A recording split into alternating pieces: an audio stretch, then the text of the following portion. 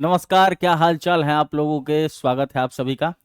काफ़ी दिन से हम लोग रुके हुए थे और काफ़ी तकलीफ होने के बाद, सॉरी तकलीफ नहीं कर सकते, एक लंबे अरसे के बाद हम लोग सोचे क्या कि हम लोग कुछ टॉपिक जो रोके हुए थे उसको हम लोग कंप्लीट करेंगे और उसको लाइन बाय लाइन हम लोग इसको कंप्लीट करने का काम करेंगे।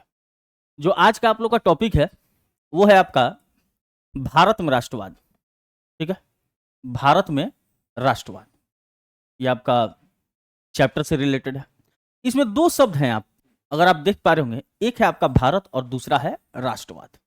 इसी दो शब्दों को पूरे के पूरे इस चैप्टर में और खासकर राष्ट्रवाद के इस पूरे चैप्टर में पूरे राष्ट्रवाद को ही एक्सप्लेन किया गया है।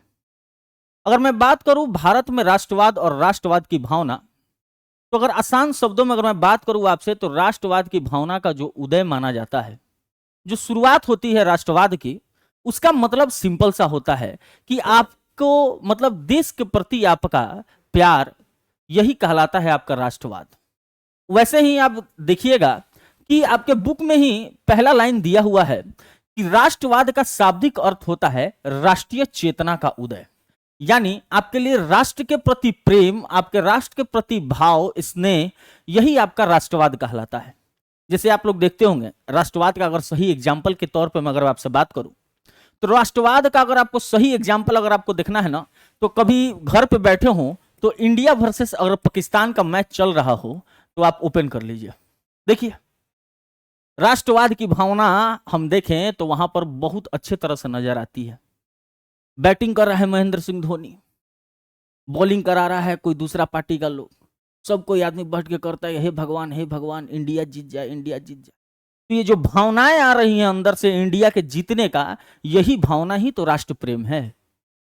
राष्ट्र के प्रति सम्मान, राष्ट्र के प्रति स्नेह, देशभक्ति की भावना, यही राष्ट्रवाद कहलाती है। तो वही आपके बुक में जो पहला लाइन दिया हुआ है कि भारत राष्ट्रवाद का शाब्दिक अर्थ होता है राष्ट्रीय चेतना का उदय। ऐसी राष्ट्रीय चेतना का उदय जिसमें राजनीतिक, आर्थिक, सामाजिक और सांस्कृतिक एकीकरण का आभास हो। 3 पॉइंट को समझिएगा। पहला कर रहे हैं राजनीतिक, आर्थिक, सामाजिक और सांस्कृतिक एकीकरण, यानी राजनीतिक तौर पर हम लोग एक हों, आर्थिक तौर पर एक हो, सामाजिक तौर पर एक हो और सांस्कृतिक तौर पर एक हो, तभी तो हमें लगेगा कि हमारे अंदर राष्ट्रवाद यानी राष्ट्रीय की भावना पनप रही है। तरह है कि 19वीं शताब्दी के पूर्वार्ध तक भारत छोटे छोटे राज्यों में विभक्त था। यानी अगर मैं बात करूं तो आप देखेंगे तो मैंने आपको पढ़ाया भी था राज्यों का पुनर्गठन। तो उसके पहले अगर आप देखिएगा तो भारत जो देश था ये छोटे छोटे राज्यों में विभक्त था। ठीक है, उस समय भारत के एक सूत्र में बांधने वाले तत्वों का अभाव था। यानी एक गुट अगर बांटा जाए, मतलब भारत को अगर बांधा जाए, तो उस चीज का क्या था, अभाव था।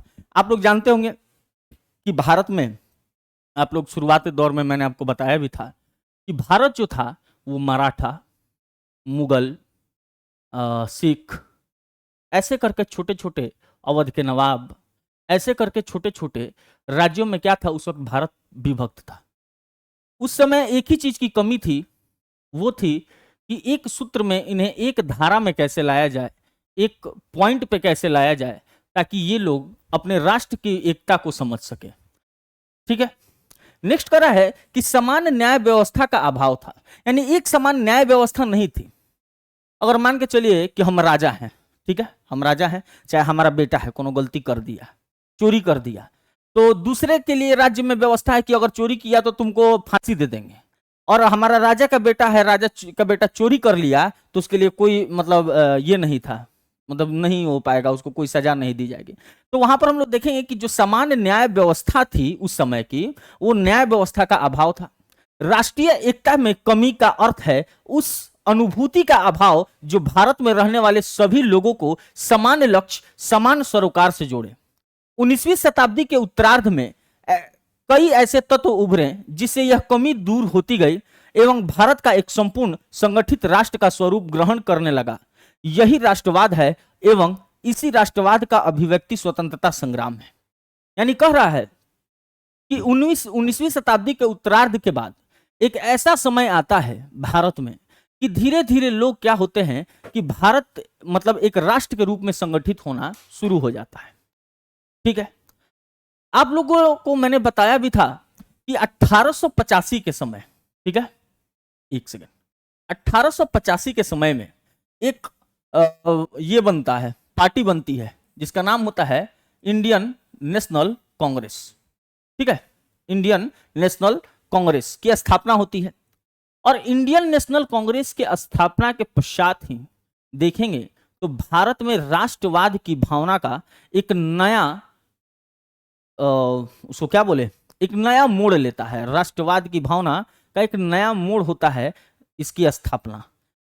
ठीक है, वही चीज के बारे में चर्चा किया हुआ है। नेक्स्ट इसमें अगर हम लोग आगे बढ़ते हैं तो लिखा है कि 19वीं शताब्दी में राष्ट्रीय चेतना का उदय मुख्य रूप से अंग्रेजी शासन व्यवस्था का परिणाम था।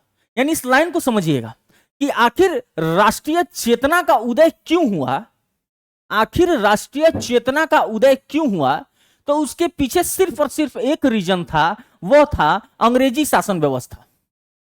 एक ही मात्र रीजन था कि अंग्रेजी शासन व्यवस्था कि लोग इतना परेशान थे, किसान मजदूर इतना परेशान थे कि आखिरकार उन्होंने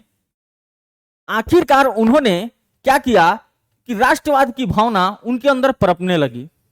ब्रिटिश शासन ने जो परिवर्तन राजनीतिक, आर्थिक और सामाजिक क्षेत्र में किए थे, उसके परिणाम स्वरूप भारतीय जनता के सभी वर्ग का शोषण हुआ था। इस बात को याद रखिएगा। यानी जो भी अंग्रेजी शासन व्यवस्था में जो भी परिवर्तन हुए, आप लोग को याद होगा कि मैंने आप लोग को पढ़ाया था कि कैसे टैक्सेशन सिस्टम था, वहां पे राजस्व व्यवस्था था। उस राजस्व व्यवस्था से किसानों का शोषण हुआ, चाहे वो रैयतवारी हो, महालवारी हो, जमींदारी हो, इन जो भी ये जो टैक्सेशन सिस्टम था, राजस्व व्यवस्था थी, इससे किसानों का शोषण हुआ संपूर्णतः। तो ऐसे बहुत सारे चीज थे, जैसे विलय नीति, इसके तहत भी देखेंगे तो भारतीय मतलब राजा रजवाड़ा भी परेशान थे इन सारी चीजों से। तो वही चीज कह रहा है कि जो भी अंग्रेजी व्यवस्था, ब्रिटिश शासन ने जो भी परिवर्तन राजनीतिक, आर्थिक, सामाजिक क्षेत्र में किए थे, उसके परिणाम स्वरूप भारतीय जनता के सभी वर्गों का शोषण हुआ, जिससे जनता के बीच असंतोष की भावना ने एक व्यापक रूप लिया। अब इनका जो तौर तरीका था, इनका जो रेगुलेशन था, इनके जो नियम कानून थे, उस नियम कानून से यहाँ की जनता असंतोष हुई, जिसके कारण से हम यह देख सकते हैं कि यहाँ की जनता के, भारत के जनता को क्या हुआ कि असंतोष की भावना पनपी। और यह असंतोष की भावना छोटी मोटी नहीं थी, ये असंतोष की भावना व्यापक रूप से फैली और देखेंगे इसका परिणाम एक संघर्ष के रूप में कैसे परिवर्तित हो जाता है। कह रहा है कि दूसरी तरफ अंग्रेजों ने डाक और तार व्यवस्था, रेल, छापखाने, समक्ष प्रशासनिक व्यवस्था आदि का विकास किया। जैसे मैंने बताया कि आप लोगों को कि अंग्रेजों के द्वारा ही, अंग्रेज के शासन काल में ही हम देखेंगे तो डाक व्यवस्था, तार व्यवस्था, रेल, छापखाना, जितना भी देख रहे हैं प्रशासनिक व्यवस्था, ये सब कब डेवलप हुआ है तो याद रखिएगा बाबू, तो अंग्रेजी के शासन काल में हुआ है। अंग्रेजों के शासन व्यवस्था के समय में ही ये सब हुआ है। रेल का मैंने आपको बताया भी था, पहले समझाया भी है कि रेल की शुरुआत कौन करता है तो लॉर्ड डलहौजी के द्वारा की जाती है। ठीक है, लॉर्ड डलहौजी के शासन काल में ही देखेंगे आप लोग कि रेलवे की शुरुआत होती है 1853 में। तो मैंने आपको बहुत बार ये चीज समझाया है कि अंग्रेजों की एक शोषणकारी नीति भी थी। इन लोगों ने अपने फायदे के लिए कहीं ना कहीं देखेंगे तो इस रेल की शुरुआत इन्होंने भी की थी। इसी रेल का शुरुआत के कारण, एक सबसे बड़ा रेलवे का शुरुआत का कारण माना जाता है आदिवासियों का संघर्ष, जिसके परिप्रेक्ष्य में हम लोग आदिवासियों के संघर्ष में संथाल विद्रोह, मुंडा विद्रोह, ऐसे तमाम जनजातीय विद्रोह हुए, यही रेलवे था। ठीक है, तो एक तरफ तो इन्होंने ऐसी नीति बनाई जिसके चलते यहाँ के जो भी जनता थे, मतलब भारतीय जनता थी, इनका शोषण भी हुआ और असंतोष की भावना भी पनपी। दूसरी तरफ अंग्रेजों के द्वारा ही डाक सेवा, तार सेवा, रेल, छापखाना, प्रशासनिक व्यवस्था, इसका भी विकास किया गया। यद्यपि इनका विकास एक सुचारू प्रशासन चलाने की दृष्टि से किया गया था, मतलब ये नहीं सोचा गया था कि इससे भारतीयों का लाभ होगा, नहीं, ये अपने फायदे के लिए ही किए हुए थे। ठीक है, तो सुचारू प्रशासन के चलाने से दृष्टि से किया था, तथापि इन सभी ने राष्ट्रीय चेतना के उदय में महत्वपूर्ण भूमिका निभाई। ठीक है, अब आते हैं, समझते हैं कि राष्ट्रवाद के उदय के कारण, आखिर लोगों में राष्ट्रवाद का जो उदय हुआ उसके कारण क्या थे। तो कह रहा है कि भारत में राष्ट्रवाद का उदय विविध शक्तियों और कारणों के संयोग का एक परिणाम था। यानी भारत में जो राष्ट्रवाद का उदय हुआ था वो ऐसा नहीं है कि एकाएक हो चुका था। ठीक है, वैसा नहीं है कि एकाएक हुआ था। ये पहले से ही शोषणकारी नीतियों जितने भी अंग्रेजों के थे, इसके कारण ही धीरे धीरे कर करके आप देखेंगे तो आगे चल के ये क्या होता है कि एक राष्ट्रवाद की भावना भारतीय जनता में होती है, और उसके पश्चात ही आप देख पाएंगे कि भारत में राष्ट्रवाद का उदय होता है। तो इसके कुछ कारण हैं। सबसे पहले अगर मैं बात करूं भारत में राष्ट्रवाद के उदय के कारण क्या हैं, तो सबसे पहले आता है राजनीतिक कारण। क्या राजनीतिक कारण क्या था कि जिससे भारत में राष्ट्रवाद की चेतना का उदय हुआ। कह रहा है कि भारत में राष्ट्रीय चेतना जागृत करने में विभिन्न कारणों का योगदान रहा है। यानी भारत में जो राष्ट्रवाद का चेतना जो जगा, यानी राष्ट्रवाद की भावना जो लोगों में पनपी, इसके लिए कारण बहुत सारा रहा है, परंतु सभी किसी ना किसी रूप में ब्रिटेन सरकार की प्रशासनिक नीतियों से संबंधित हैं। यानी कह रहा है कि जितना भी बहुत सारा जो कारण रहा है, उन कारणों में अगर मैं बात करूं तो ब्रिटेन सरकार की प्रशासनिक नीतियों से संबंधित हैं। ठीक है, ब्रिटिश सरकार की, एक सेकेंड, ब्रिटिश सरकार की प्रशासनिक नीतियों से संबंधित है। ठीक है, यानी ब्रिटेन की जो सरकार थी उसी से संबंधित है। एक सेकंड जरा होल्ड कीजिएगा लो।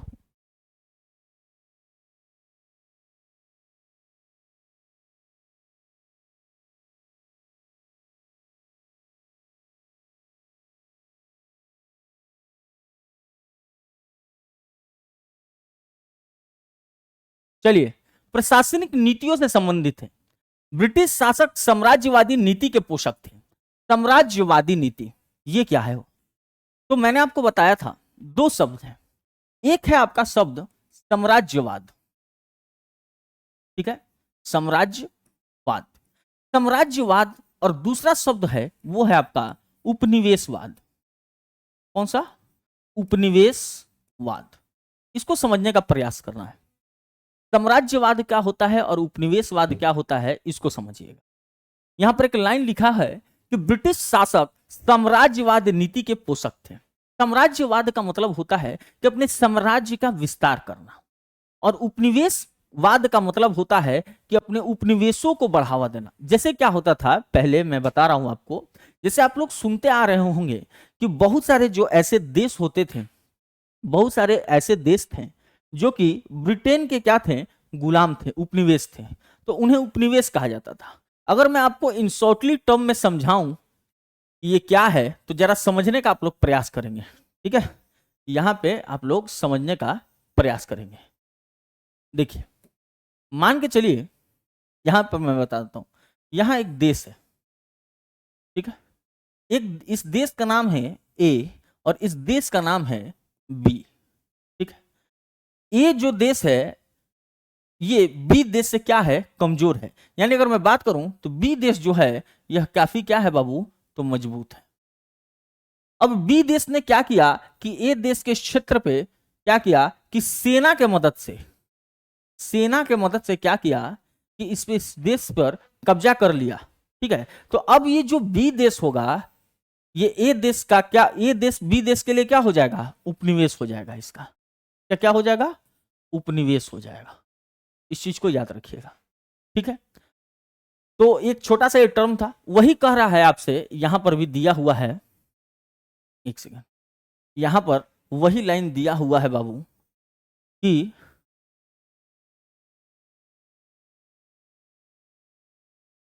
ब्रिटिश शासक साम्राज्यवाद नीति के पोषक थे। ठीक है, महारानी विक्टोरिया के उद्घोषणा के साथ ही सभी देश राज्य ब्रिटिश साम्राज्य के अधीन आ गए। ठीक है, क्या होता है कि महारानी विक्टोरिया का एक घोषणा पत्र आता है, और इस घोषणा पत्र के पश्चात क्या होता है कि जो भी देश के राज्य थे, जो भी भारत देश के राज्य थे, वह अब ब्रिटिश साम्राज्य के अंडर आ गए थे। इस घटना ने कुछ हद तक भारत को राष्ट्रीयता की लहर आ गई।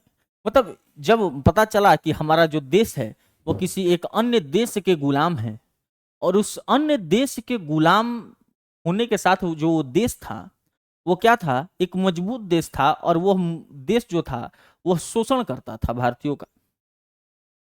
जब महारानी विक्टोरिया की यह घोषणा आती है कि अब भारत के जो सभी राज्य हैं वो ब्रिटेन साम्राज्य के हिस्सा होंगे, इस पर शासन व्यवस्था ब्रिटेन के द्वारा किया जाएगा, तो उसके साथ ही लोगों में कहीं ना कहीं आप देखेंगे तो भारतीय राष्ट्रवाद की भावना की लहर उठ जाती है। ठीक है, जिसको कुचलने के लिए सरकार ने कई दमन चक्र चलाए, और जो लोगों के अंदर देश के प्रति राष्ट्रवाद की जो भावना उठी थी उसको दबाने के लिए ब्रिटेन सरकार के द्वारा कई दमन चक्र, यानी दमन चक्र का मतलब होता है उसको, जो राष्ट्रवाद की भावना जो जगी थी उसको दबाने का काम।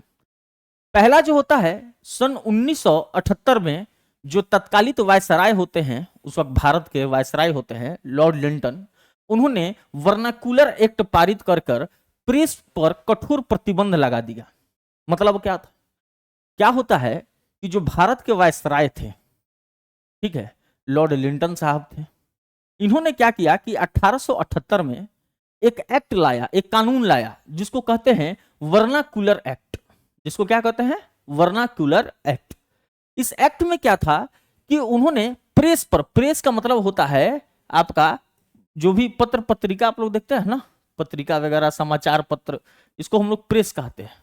ठीक है, इसको हम लोग क्या कहते हैं, प्रेस कहते हैं। उस पर कठोर प्रतिबंध लगाया। प्रतिबंध जानते हैं क्या क्या था? प्रतिबंध में था क्या कि आपको अंग्रेजों के अगेंस्ट आपको नहीं लिखना है, ठीक है, जो हम लोग बोलेंगे उसी चीजों को आपको छापना है। ठीक है, तो इन बहुत सारे ऐसे छोटे मोटे प्रतिबंध लगाए, कठोर रूप से प्रतिबंध लगाए गए थे।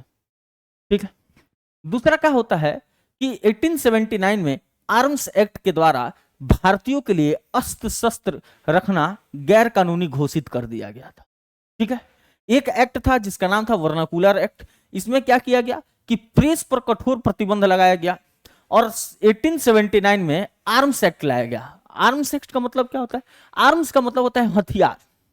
तो आप लोगों ने सुना होगा ना कि बहुत सारे लोग ऐसे थे जो उग्र राष्ट्रवादी विचारधारा के लोग थे, वो लोग मारने में ज्यादा भरोसा रखते थे। उन्होंने क्या किया कि एक नियम लाया, एक कानून लाया जिसको कहा गया आर्म्स एक्ट। और कब आया था? 1879 में आर्म्स एक्ट ये आपका आया था। इसके द्वारा एक नियम यह लाया गया कि जो भी भारतीय लोग थे उन्हें अस्त्र शस्त्र, यानी जो भी बंदूक वगैरह था, इसको रखना गैर कानूनी घोषित कर दिया गया। ठीक है, फिर क्या होता है कि 1883 में इल्बर्ट बिल को पारित किया जाता है। ठीक है, वही चीज लिखा है कि सन 1883 में इल्बर्ट बिल का पारित होना भी राष्ट्र को मतलब राष्ट्रीयता को बल दिया, और इसी बिल के उद्देश्य से भारतीय और यूरोपीय व्यक्तियों के फौजदारी मुकदमा की सुनवाई सामान्य न्यायालय में करना था, और उस विशेषाधिकार को समाप्त करना था जो यूरोप के निवासियों को अभी तक प्राप्त था, जिसके अंतर्गत उनके मुकदमे सिर्फ यूरोपियन जज ही सुन सकता था। ठीक है, मतलब इल्बर्ट बिल क्या होता है कि 1883 में पारित होता है। ठीक है, इसके परिप्रेक्ष्य में अगर मैं आपसे बात करूं कि जो भी भारतीय और थे और यूरोपीय व्यक्ति जो थे, उनका जो भी फौजदारी का मुकदमा होता था, उस पर यह नियम यह था कि उनका जो केस होगा वह कौन लड़ेगा, मतलब सॉरी कौन उसकी सुनवाई करेगा, तो कोई यूरोपियन जज ही होगा जो उसका क्या करेगा कि उस केस की सुनवाई करेगा। अब जाहिर सी बात है कि अगर आप भारतीय हैं और आप केस किए हैं किसी यूरोपियन मतलब अंग्रेज पे, तो वो क्या करेगा, और जज भी यूरोपियन हो, जाहिर सी बात है कि वो उसके पक्ष में फैसला सुना देगा।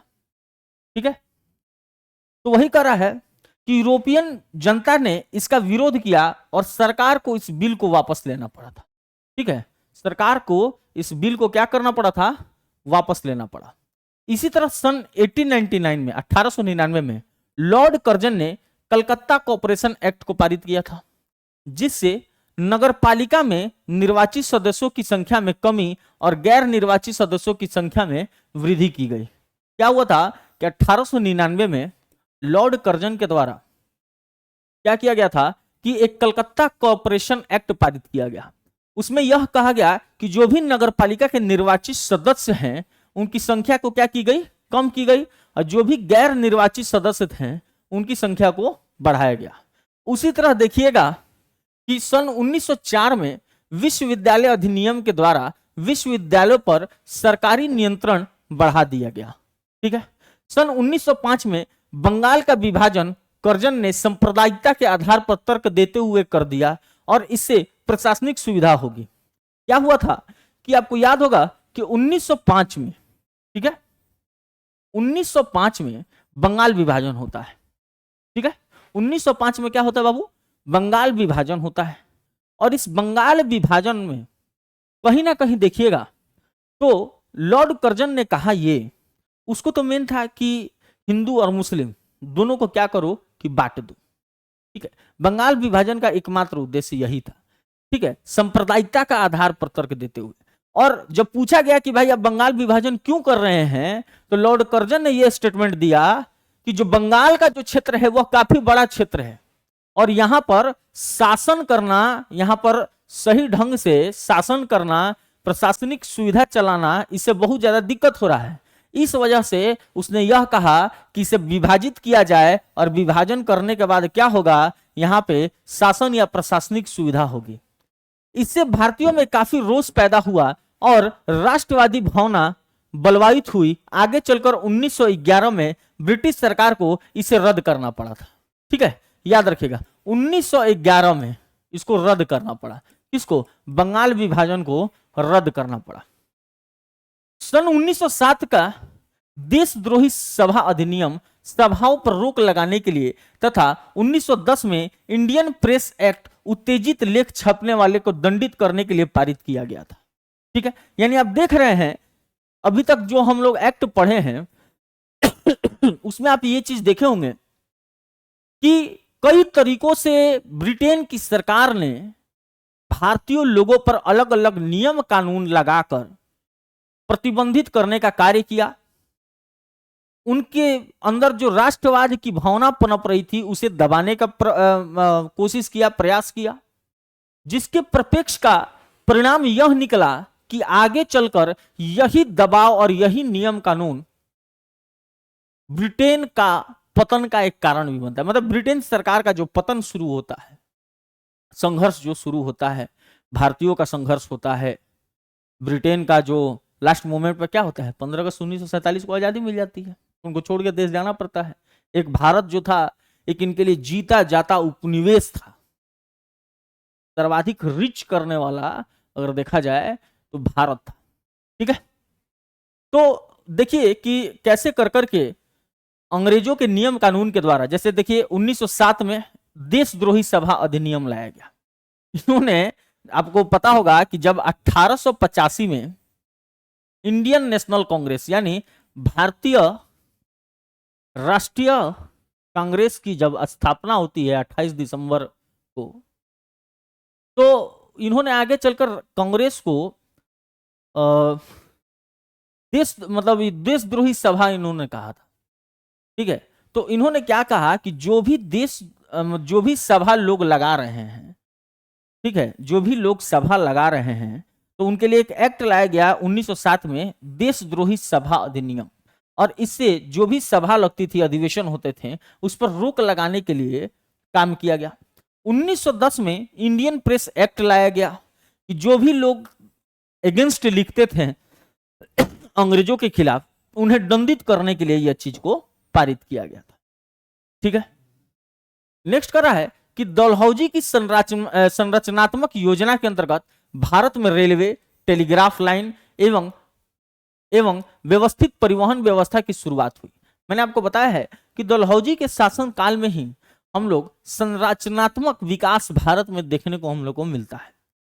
डलहौजी के शासन काल में ही भारत में रेलवे शुरुआत होता है 1853 में। साथ ही साथ उसके बिहाफ में टेलीग्राफ लाइन वगैरह जो तार व्यवस्था होती है वह सब डलहौजी के शासनकाल में शुरू होता है।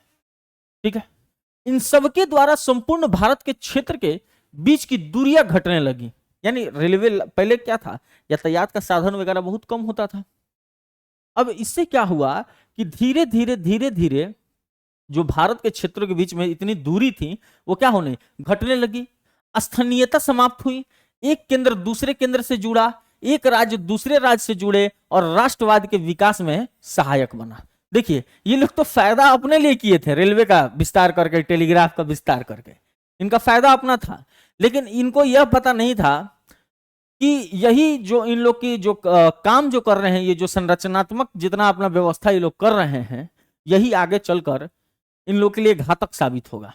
पहले लोगों के बीच में यातायात का साधन, मतलब संचार का साधन, कम्युनिकेट करने के लिए साधन की व्यवस्था का अभाव था, लेकिन रेलवे वगैरह से यह हुआ क्या कि लोग एक दूसरे देश में एक राज्य से दूसरे राज्य में जाने लगे, दूसरे राज्य के बीच में क्या हुआ, कनेक्टिविटी वाला टेलीग्राफ वगैरह ये सब जो आया, इससे क्या हुआ, लोग एक दूसरे से कनेक्ट हो पाए।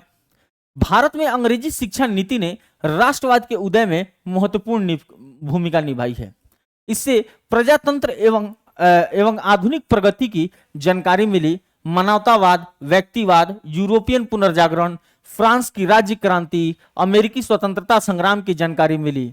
लॉर्ड मॉन्टेग्यू एवं रूसो के विचार से भारतीय प्रभावित हुए।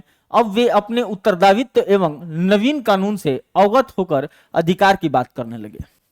आप लोगों को पता होगा कि भारत में अंग्रेजों ने अपनी शिक्षा नीति की शुरुआत की और अपने इसी उनकी शिक्षा नीति ने राष्ट्रवाद की भावना का एक नया मोड़ भी लाया।